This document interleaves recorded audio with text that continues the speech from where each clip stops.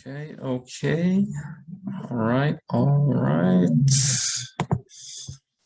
Let me get this going. All right, here we go.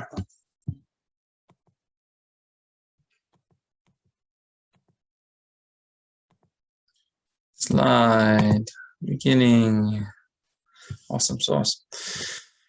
Right. All right, so today we're going to talk about multiple offers. It's going to be fun. The reason I'm talking about multiple offers today is because, well, I've had a lot of people approach me asking me how to strengthen their offers. So that's going to be the focus of today, is how to strengthen offers. Let's do this. So my name is Ron Lugashi with the Zamir Group, Keller Williamstown Life, top team in the entire NJMLS for 6 straight years, including year to date this year. How's it going, Freddie? So we're going to be talking about strengthening our offer in multiple offer situations. If you have any questions or anything, just stop me, or I'll keep talking. All right, Freddie? All right, no problem. It's just right. You and me, I think. No? For now, and whoever jumps in, whoever's watching on the live stream as well. So I always got to consider that they're watching on the live stream.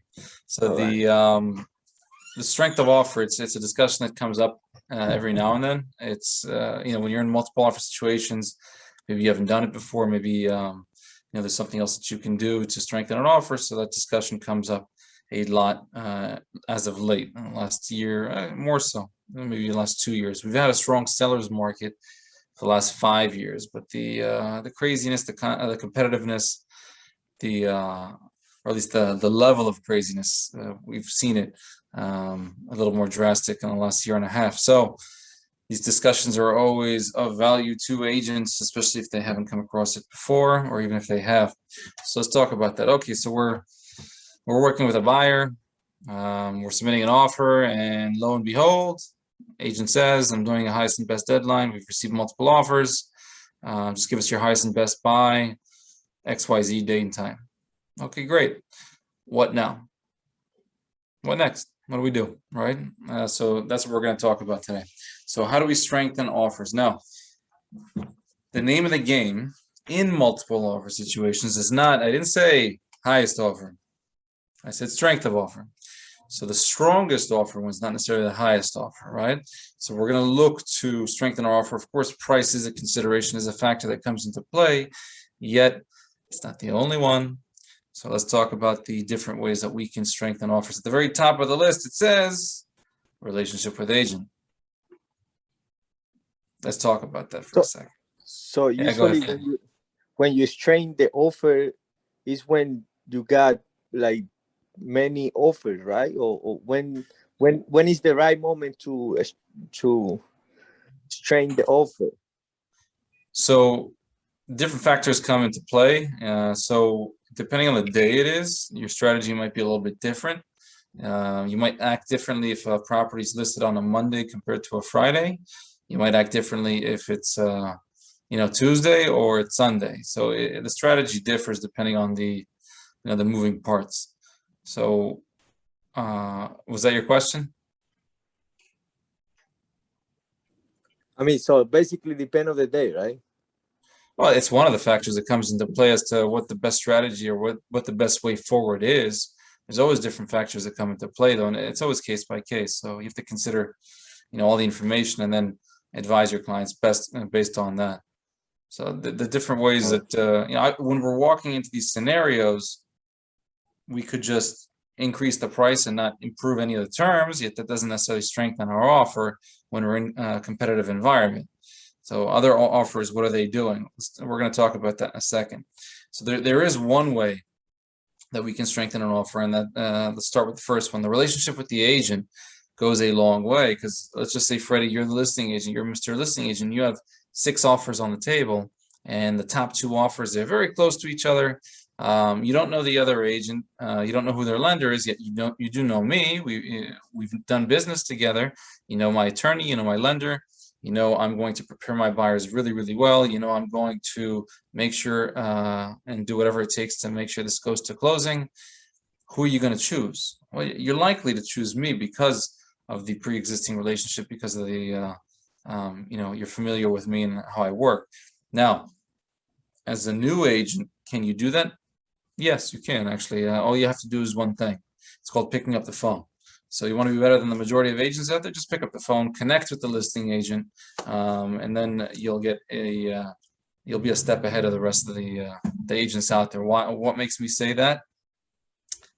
The majority of the agents don't call. I would say it's a very high number, but about 9 out of 10 agents don't call the listing agents to obtain information, to ask questions, to build rapport, to connect. And so it does go a long way when we pick up the phone. We look to connect with them, build rapport, ask information, get answers to some questions, and report back to our clients. I would say that the ones that are not doing so, not picking up the phone, not reaching out to the listing agents, not asking them questions, not looking to connect, they're not necessarily promoting their buyer's best interest. So tip number one is definitely connect with the listing agent. If you have a pre-existing relationship, even better. You just have to make sure it's a good one. It's also why you don't want to necessarily step on any toes while you're in real estate, because if you plan on having longevity and success in this line of work, you're more than likely bound to come across the same agents over and over again. So make sure everybody's on good terms. And of course, when you're doing the second one on this list, which is expertise, you're becoming an expert in the local inventory, the local niche. Who are you meeting? Who are you talking to? Yeah, you're talking to the handful of agents that do a lot of market share in that area. You're getting to know them. They get to know you. So while you're becoming an expert, it does benefit you when it comes to relationships with agents. Of course, how does expertise in and of itself benefit our clients? How does it improve the likelihood that we obtain? How does it strengthen our offers? Well, if you've seen all the inventory, you know what they sell for. It does provide you a level of expertise that your traditional agent just doesn't have. You can advise your client best. So it goes a long way when it comes to forecasting. So all expertise takes, in order for you to become an expert in the local inventory, or even an expert in the local area, local niche, just a little bit of footwork. Just go see some homes over an extended period of time. Be consistent about it, and you'll have some special abilities when it comes to forecasting. And it does go a long way when it comes to benefiting and providing value to our buyers. So concessions. Can I ask you something? Yeah, of course. You can ask whatever you like. Usually you call the listing agents like after how many days? When you submit the offer, like how many days you wait?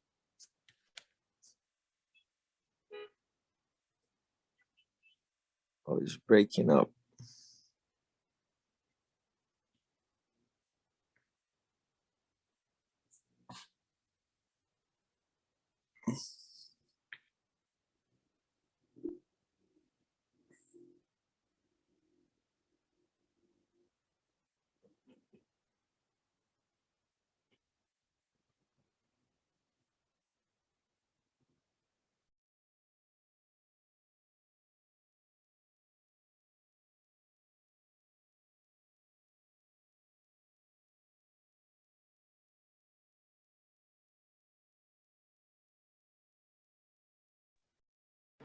Hello.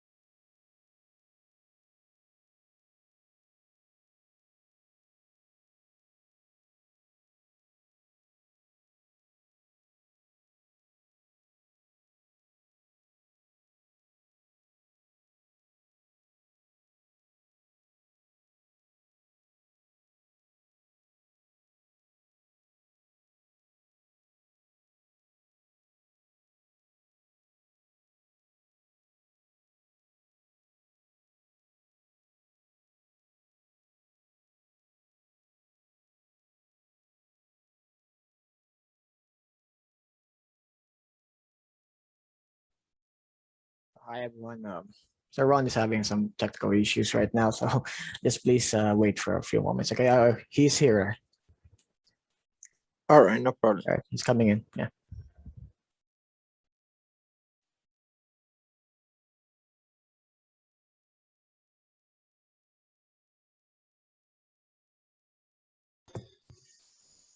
Sorry about that. Got kicked off. All right, let's get this slideshow back on. All right.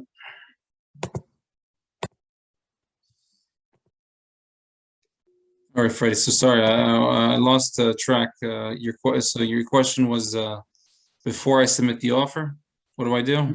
No, usually you submit the offer, so you call the listing agent the next day, or you wait a specific time. No, I call them before. Oh, you call him before. Yeah, I call them before because I don't want to submit the offer and then put my buyer at a disadvantage. So I want to obtain all the information I possibly can and then submit the offer. Oh, based on the information that's being provided. And then you call again. Oh no, you don't call again. I'll confirm receipt. I'll make sure that they receive the offer after you sent it, of course, yeah. If they don't send back received, then I'll check in with them, make sure they got it. Oh, okay. Go from there. Then you always want to know what happens next. Definitely, yeah. All right. Yeah. So sometimes depending on the day, depending on again the moving parts, you might submit an offer just to be in the mix, and then you'll update your offer right before the highest and best deadline. On a rare occasion, they'll just select an offer, so you have to come in strong and clean right before they make that decision, whenever that may be. So let's go back to concessions. What are buyers giving up? So the first thing that buyers tend to give up in order to strengthen an offer in a multiple offer situation is that they're saying that they're going to buy the house as is, with the exception of environmental and structural items, maybe even throw in mechanical or safety items in there as well. So what that means is that they're not going to be nickel and diming. They're not going to be requesting that the seller address any of the small items, only if it's considered a major item. So what does structural and environmental mean? Do our buyers know what that means? No, not necessarily. So that means we have to prepare them for it.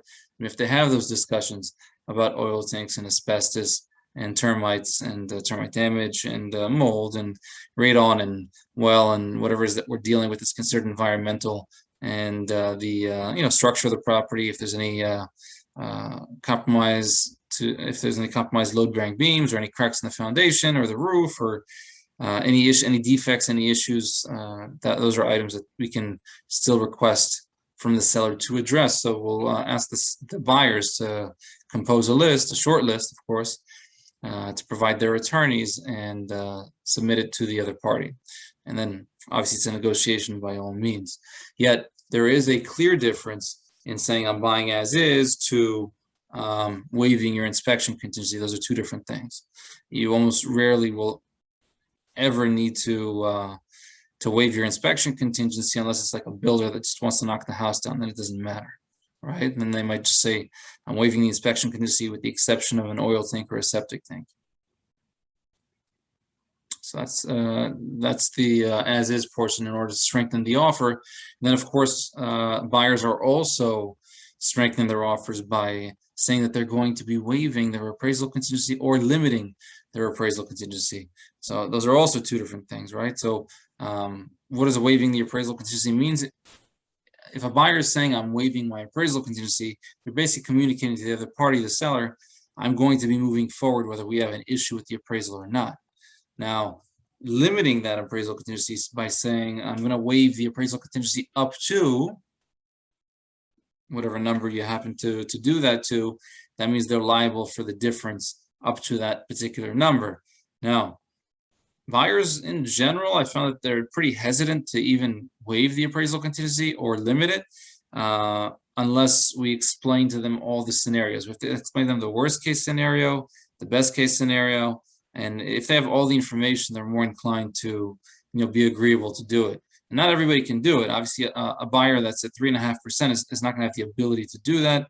Yet a buyer at 10% will. A buyer at 20% needs to understand that there's something called PMI, and if they don't have the additional reserves and they just want to change the loan to value, they might get hit with a PMI or have to pay down a one-time PMI fee. There's different scenarios that can occur, yet we have to prepare them for all those scenarios depending on, again, what the moving parts are, what the factors that come into play are.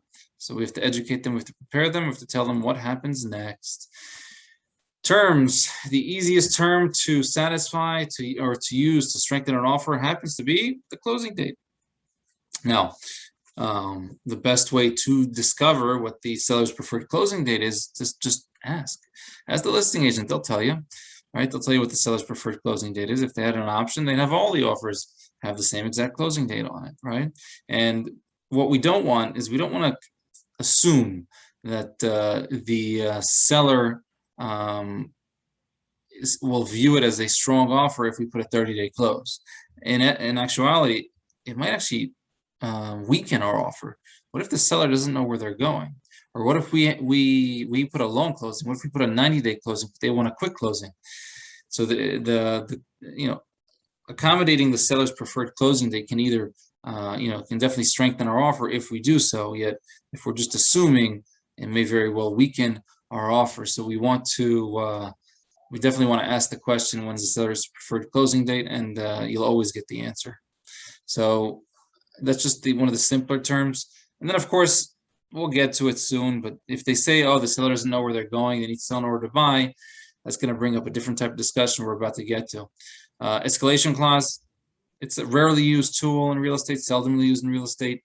I don't really like using them personally. A lot of agents don't like to have offers submitted with escalation clauses, only because they don't know maybe how to explain it to their sellers, or they don't really know what to do with it. So there are times that you should know that if you are going to use this tool known as the escalation clause, is that there are times you don't necessarily want to be using it, right? If the listing agent or the seller doesn't want or like escalation clauses, don't use it. You can ask them, can I use an escalation clause? They'll tell you. Now, if you know that there's a cash offer in the mix and you're using an escalation clause that says, oh, I'm going to be $1,000 over the next best offer, and you know that you're up against a cash offer when your buyer is using a mortgage, that won't necessarily help you either to be $1,000 over a cash offer. So there are times that we don't want to be using them.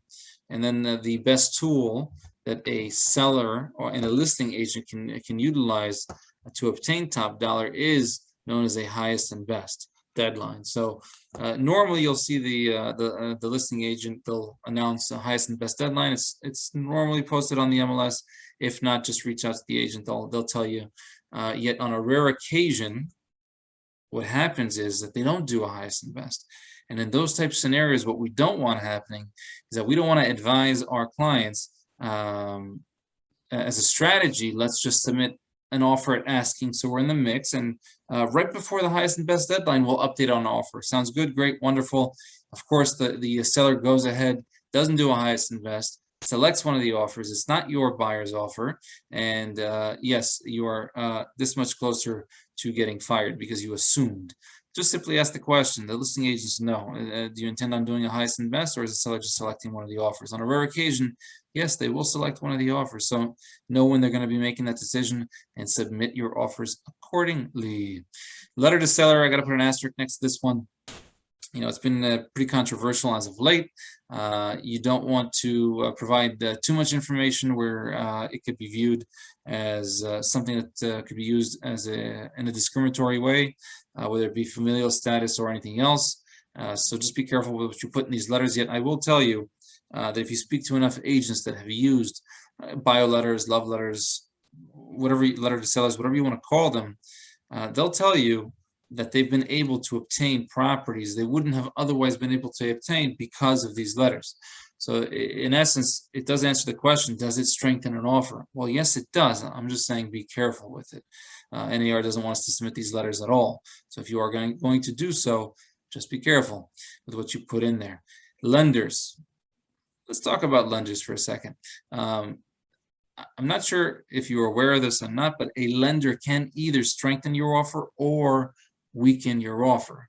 Who you work with does matter. If it matters so much, it may be the difference between obtaining an accepted offer and not. So, if it's a local lender that the listing agent is familiar with, that they know they've collected financial information, and when they say they're good to go, then they're good to go. Compared to, let's say, an ABC mortgage out of Missouri, which one is going to strengthen an offer? Well, it's obvious that the first one is, because they're going to feel a lot more confident. They're going to have a lot more peace of mind. That's all they want. They want peace of mind that this is going to the closing table, and a lender can do that. Now, there are other ways that a lender can strengthen an offer. They could also write a letter saying this is a very strong buyer. They could also make a phone call to the listing agent saying, I've collected all the financial information. They're good to go. You tell me what you need. I'll take care of it. That will strengthen an offer, just to give them, again, peace of mind. If this is going to the closing, it's not going to be, the loan, at least at the very least, it won't be an issue throughout the transaction. Another thing that a lender can do is, of course, get you through underwriting.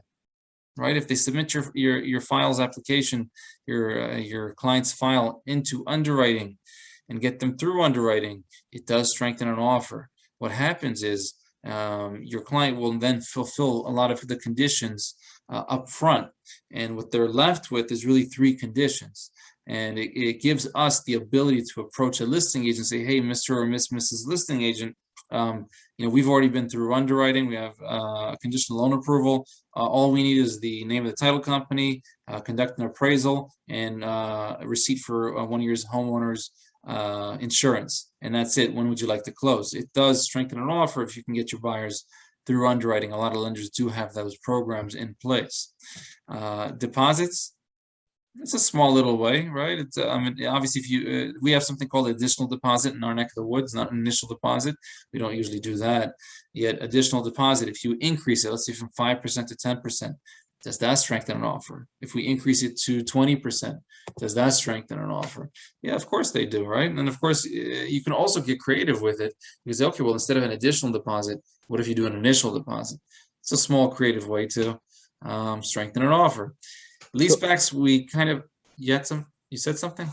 No, about the deposit, like usually in deposit, because I have seen like a couple of stuff. I mean, on training too, that explain about deposit. Like sometimes when submitting an offer, they put a percentage in the first deposit, and then when it's closed or when the offer get accepted, then you increase the deposit as well. So there are different strategies, right? That is depend on the strategy that you choose, right?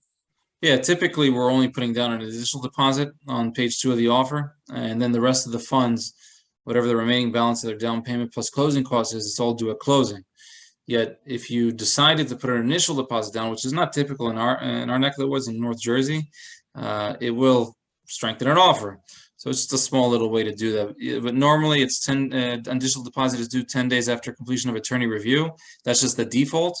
If you leave that line blank on page 3, that's just, if you read the following sentence right after it, that's just the default, which is 10 calendar days after completion of attorney review. It's actually pretty pro-buyer if you think about it. You get to do the inspection before, know what you're walking into, and then only then provide them the deposit.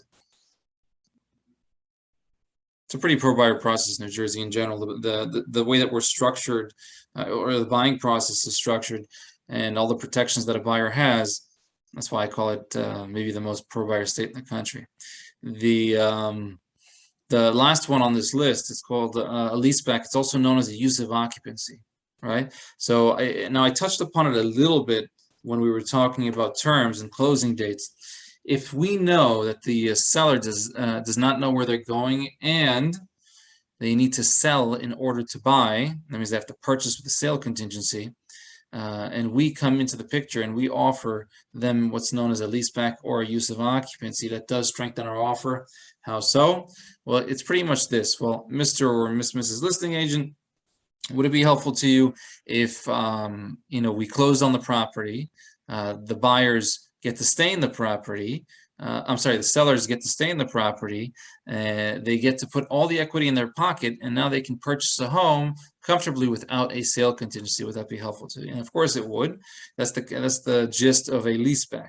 right? We're changing the relationship from a buyer-seller relationship to a landlord-tenant relationship temporarily, and now they can stay in the property, put the funds in their pockets, and go buy a home comfortably with their equity. So it does strengthen an offer. It's a creative way to strengthen an offer. The one thing I'll tell you, when it comes to leasebacks, when it comes to waiving this or waiving that, or saying you're going to buy as is, whatever the terms may be, I would recommend and encourage you to get everybody on the same page from the get-go. And when I mean everybody, I mean the attorneys.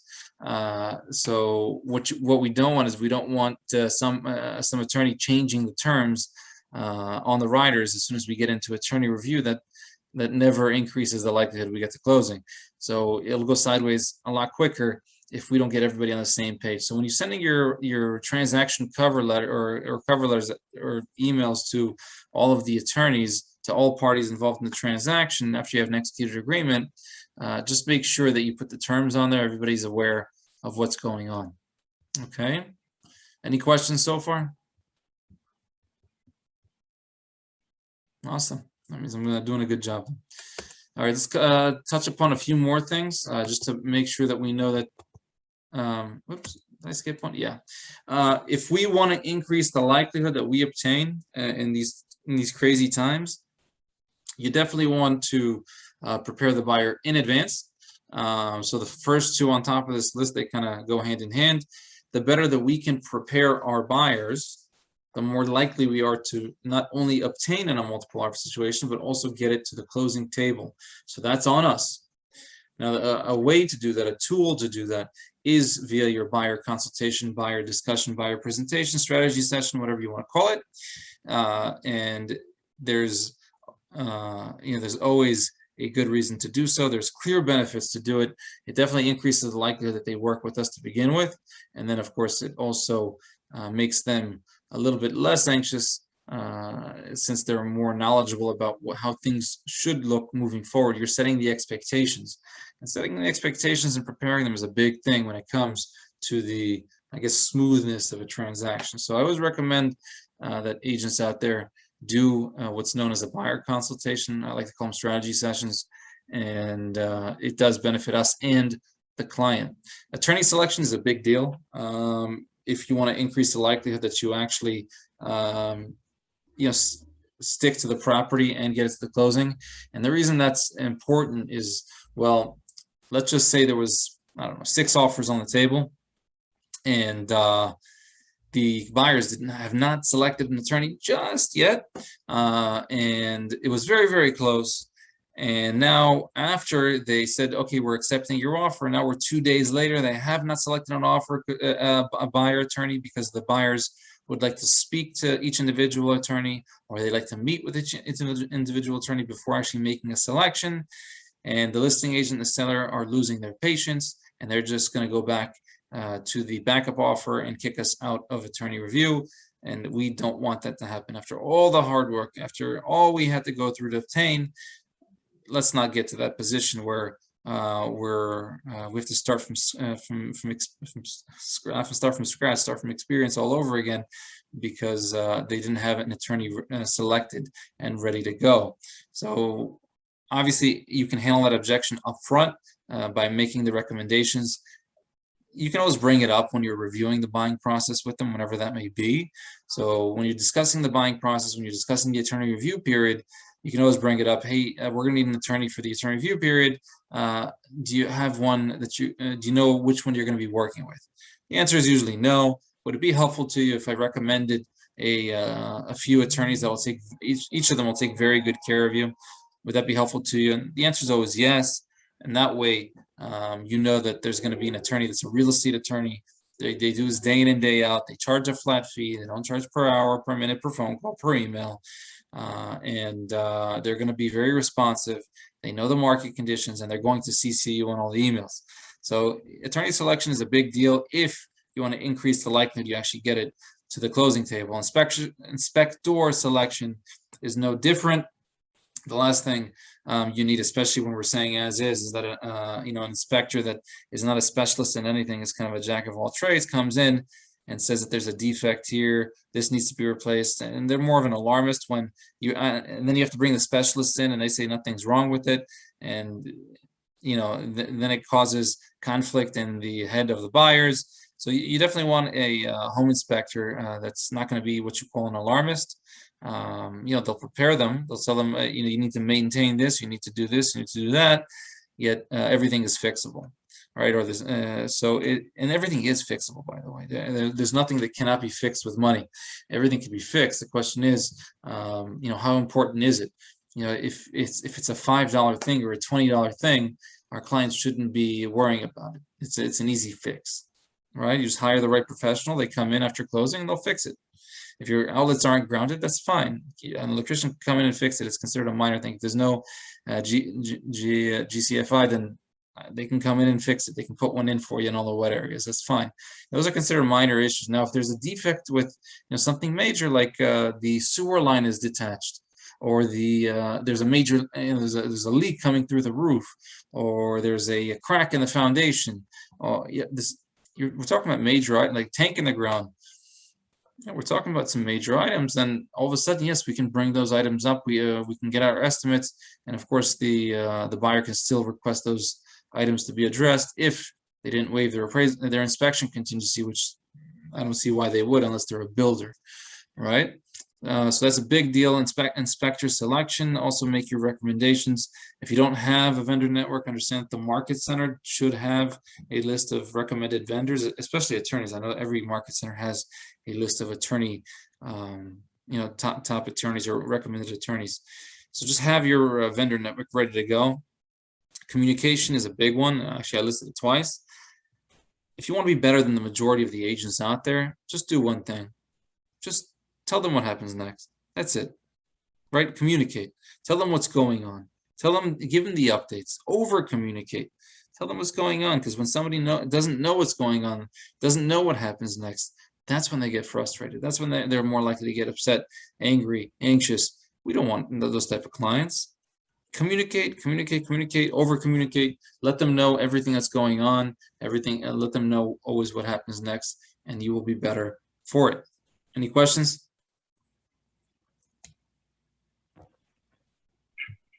Awesome. Hey, Ron, I have a question. Sure.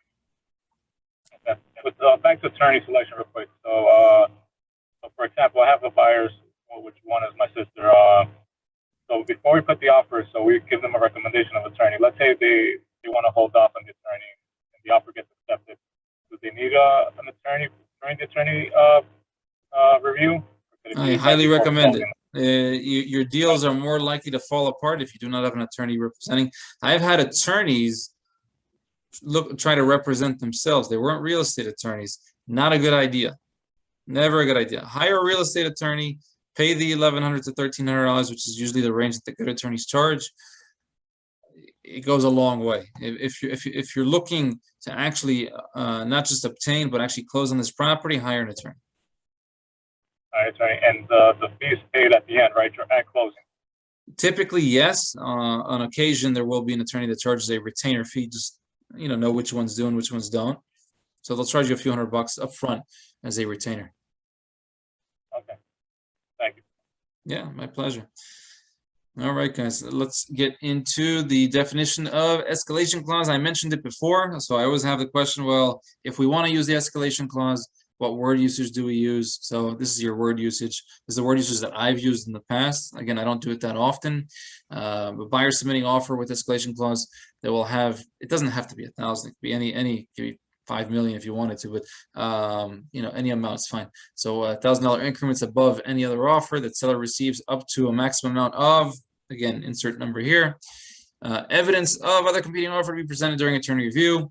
And we'll put this in the email. You want to communicate that there is an escalation clause on the offer, and not that we're supposed to, but the listing agents always prefer, or they want us to put it in item 43 under additional terms on page 13 of your offers. So we'll also insert it there if it's requested, which it usually is, even though the brokers don't want us to.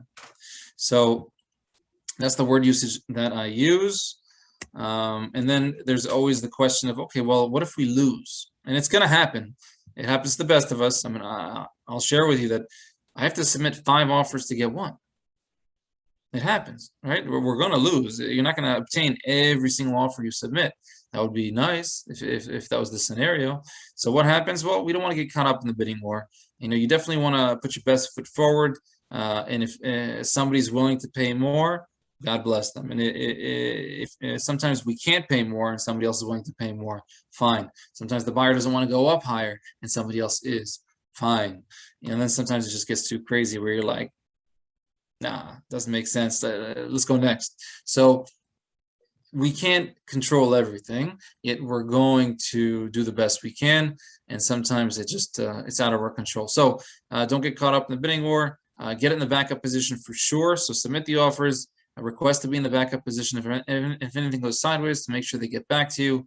You want to stay positive for sure, because what we do know is that negative thoughts don't necessarily lead to positive outcomes. Positive thoughts are more likely to lead to positive outcomes.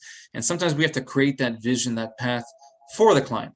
And what that looks like is, well, Mr. Mrs. Buyer, we gave it our best shot. Yet what I do know is that the perfect home, the right home, is waiting for us. I'm going to make sure that we're going to find you a home that you're going to enjoy for many years to come. Sounds good, great, wonderful. We're going to get them back on that path, on that vision, best we can, so that we can best move forward. Because you can lose a buyer. A buyer may say, you know what, I'm going to take a break.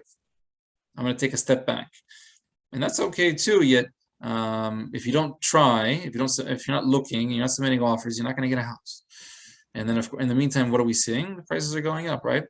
And I will tell you, you're always better prepared for the next one. You and the client. The clients are more prepared for the next one because now they're more of a professional buyer. They've been through that experience. They're better for it. And so are you as an agent. So it's always a good thing to go through these experiences, these conversations, these meetings. It'll definitely increase the likelihood they come in stronger and cleaner the next time around. They'll be more flexible with the seller's needs.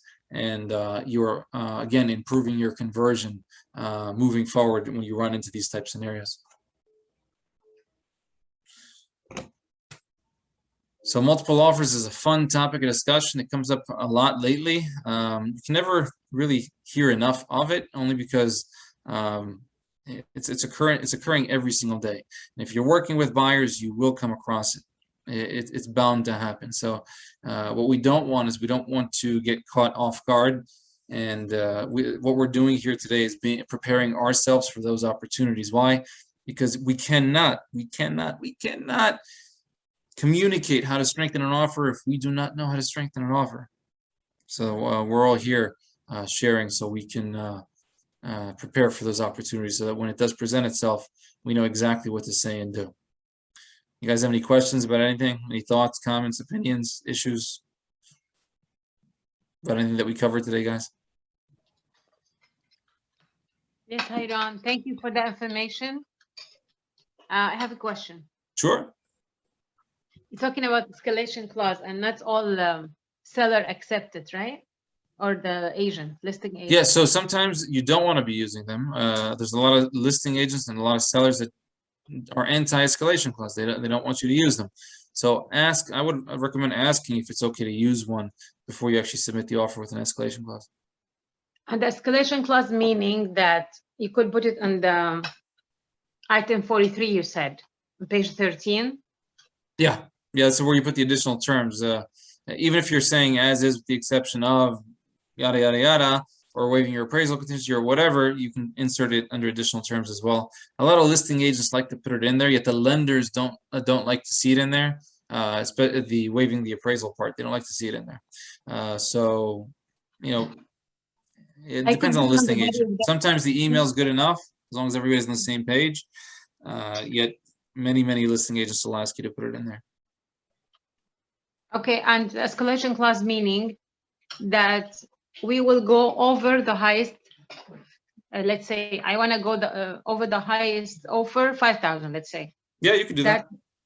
That's what the escalation clause means. In essence, yeah, that's what it means. It means I'll go up to this amount of money by these increments over your highest offer. I can understand why a seller might not like it. A seller might not like it because, let's just say theoretically, you're willing to go up to I don't know, 540, but you're only paying them 500. They feel like, oh, they could have gotten more money. In reality, I think they actually did get top dollar because nobody else is willing to pay above that amount. Forget the fact that the buyers were willing to pay a higher amount. So, they get frustrated by looking at the number. Wait a minute, they're paying me this, but they were willing to pay up to here. So you can see why a seller might not like it.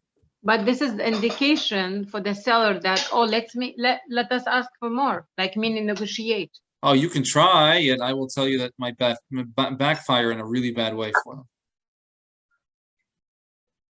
So can I say, let's say I have a condo, I'm trying to put an offer, the asking price 240, it's under attorney review now, but my understanding, I still can submit an offer. Yes. And You can can submit I an do- offer a day before closing. You can submit an offer whenever you like.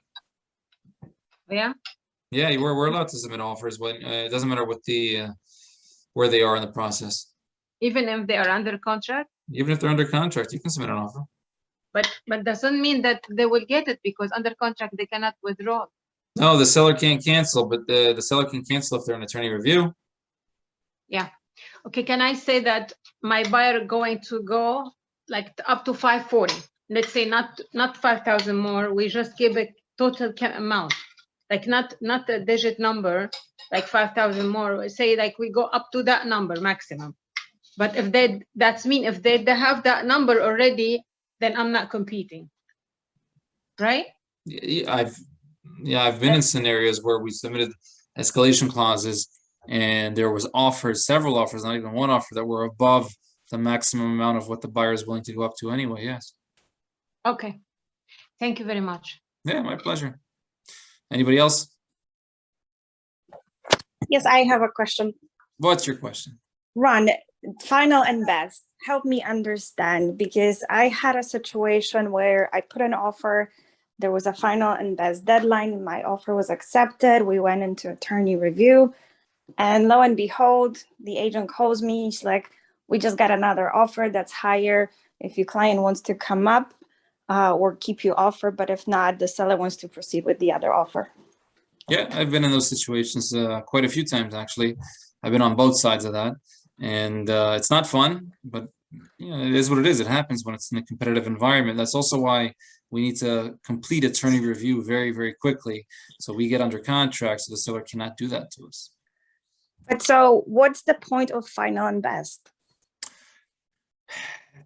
It's a tool to keep a certain level of integrity. That being said, not everybody has a very high level of integrity. Understood.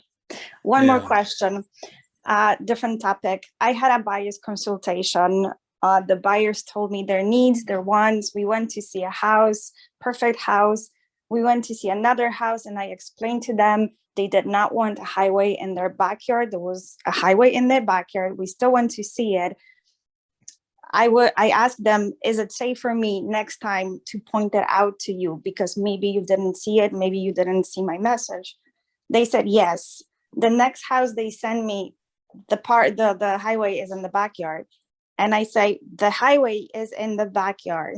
And they say, we still want to see it.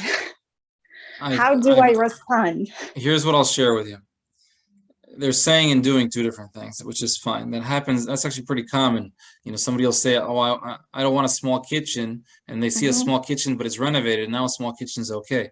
They say, I want a big backyard, and they end up buying a small backyard. I've had clients tell me, I'm not kidding, I don't want to be in a flood zone. And where do you think they bought? Flood zone. In a flood zone. So it's, they say and do different things sometimes. So you just have to, read between the lines and really discover what they're really looking for, what's most important to them, and, go based off of that. Now, we're limited in options anyway. To reduce our options by adding things to those to the list of what's important to them, it just minimizes it even more. So, if they're okay with being on a high traffic street, if they're okay with being close to the highway, if they're okay with this or that, it does increase your options. Many buyers aren't. Right? Many buyers are not okay with being on high traffic streets. Many buyers are not okay with being in flood zones and having a highway behind the house. So it's to each his own. Ultimately, we don't have to live in the house, they do. So our job is just to guide them to the right one. Got it. Thank you. Yeah. All right, guys. So I do want to thank everybody for being here today, spending a little bit of time with me today. We're going to keep doing the buyer series every third week of every single month, every third Thursday of every month. It'll be different topics. Today, I just thought multiple offers was it's kind of like a major topic of discussion anywhere I go. So I figure we highlight it. Next month we'll discuss a different topic. Yet I do want to thank everybody for being here today. And if you have any questions at any point in time, just reach out to me. I'm always very responsive, and we can talk further. Okay. Thank you. All right. All right, guys. Thank you, man. Take care, guys. Thank you. Appreciate it.